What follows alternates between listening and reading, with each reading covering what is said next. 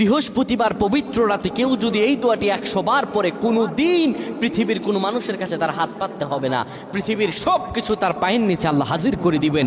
দারিদ্রতা থেকে মুক্তি দান করবেন, বিপদ আপদ থেকে মুক্তি দান করবেন, তার সম্মানকে সুউচ্চতা দান করবেন, অসুস্থতা থেকে দূরে রাখবেন। আল্লাহর অশেষ দয়া ও রহম তাকে দান করে দিবেন। সুবহানাল্লাহ। বৃহস্পতিবার রাত এটি গুরুত্বপূর্ণ রাত। এই রাত সপ্তাহে একদিন আসে।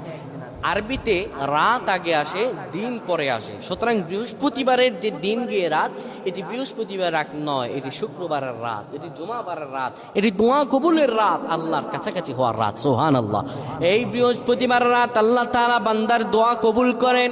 কেউ যদি বৃহস্পতিবার রাতে ঈশা নামাজের পরে পবিত্র হয়ে ইয়া হাইয়ু ইয়া হাইয়ু ইয়া হাইয়ু ইয়া রফিয়ু ইয়া রফিয়ু ইয়া রফিয়ু এই দোয়াগুলো পড়তে পারে 100 বার, আল্লাহ রাব্বুল আলামিন তার মর্যাদা বৃদ্ধি করে দিবেন।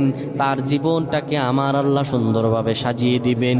বিপদ আপদ বালা মুসিবতগুলো আমার রাব্বুল আলামিন দূর করে দিবে। আল্লাহুম্মা আমিন বলেন।